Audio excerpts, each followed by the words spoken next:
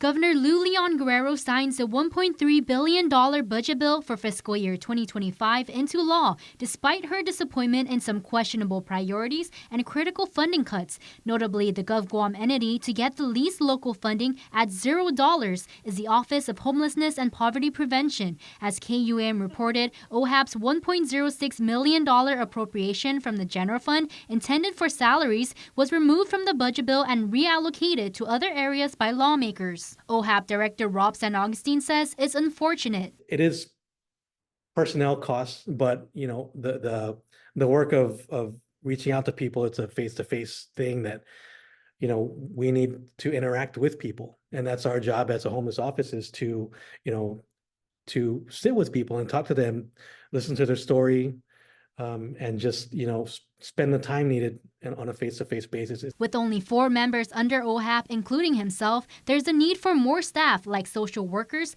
to operate the homeless shelters in the works. We still have our properties that we acquired, so we do still have the Inigo apartments that are going to be coming up, and that's planned. It's going to be something that's going to be a resource for homeless on island, and those that need some housing stability.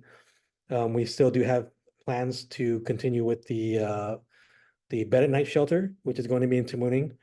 And so those are, for this administration, those are things that we are putting in place to have a permanent intervention for our homeless on Guam. It should be noted the office was previously funded by American Rescue Plan Act monies.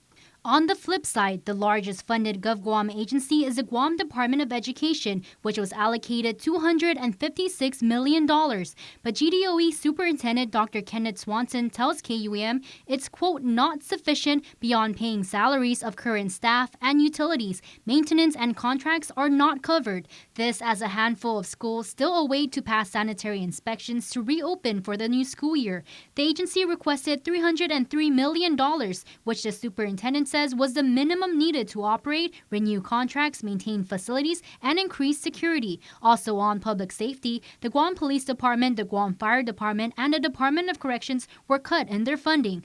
Meantime, in the governor's transmittal letter to Speaker Therese Talahi, the Magahaga line item vetoed what she calls, quote, a poorly considered, inequitable, and counterproductive bonus scheme for nurses at Guam Memorial Hospital and social workers at Public Health.